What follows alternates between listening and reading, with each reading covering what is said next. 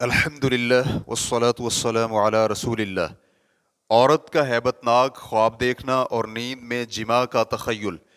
سوال کیا گیا ہے، میں نے خواب میں دیکھا ہے کہ کچھ لوگ میرے پیچھے بھاگ رہے ہیں اور بعض اوقات تو یہ لوگ میرے خاندان کے ہوتے ہیں اور بعض دفعہ تو میں انہیں پہچانتی بھی نہیں۔ یہ حادثہ تو عجیب محسوس ہوتا ہے۔ ان خوابوں میں ان افراد سے چھٹکارا حاصل کرنے کے لیے میں ہوا میں اڑتی ہوئی دور چلی جاتی ہوں۔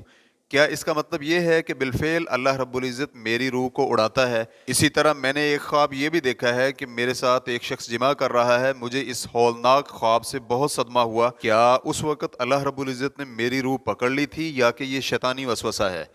الجواب بعون اللہ سبحانہ وتعالی۔ یہ اور اس طرح کے دوسرے غلط قسم کے خواب شیطان کی جانب سے ہیں۔ اگر مسلمان اس طرح کے خواب دیکھے تو اس کے لیے مشروع یہ ہے کہ وہ اپنی بائیں جانب 3 بار تھوکے اور شیطان اور جو کچھ اس نے خواب کی شکل میں دیکھا ہے اس کے شر سے اللہ کی پناہ میں آ جائے، پھر اپنی دوسری کروٹ پر ہو کر سو جائے تو یہ اسے کوئی ضرر نہیں پہنچا سکے گا، اور یہ خواب کسی شخص کو نہ بتلائے، کیونکہ رسول اللہ صلی اللہ علیہ وآلہ وسلم کا فرمان ہے، نیک اور صالح خواب اللہ کی جانب سے ہیں اور برے خواب شیطان کی جانب سے۔ چنانچہ جب تم میں سے کوئی شخص برا خواب دیکھے تو وہ اپنی بائیں جانب 3 بار تھوکے اور شیطان اور اس کے شر سے 3 بار پناہ مانگے تو اسے یہ خواب کوئی نقصان نہیں پہنچا سکے گا۔ صحیح البخاری کتاب بدء الخلق حدیث نمبر 3049۔ اور اگر عورت خواب میں دیکھے کہ اس کے ساتھ کوئی شخص جماع کر رہا ہے تو یہ ایک طبعی امر ہے، کیونکہ عورت کو بھی مرد کی طرح احتلام ہوتا ہے، اور احتلام نیند میں جنسی کام کے تخیل کو کہا جاتا ہے۔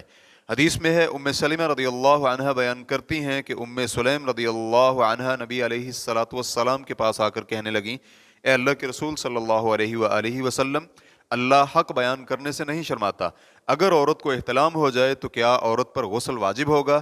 نبی علیہ الصلوۃ والسلام نے فرمایا، جب وہ پانی دیکھے۔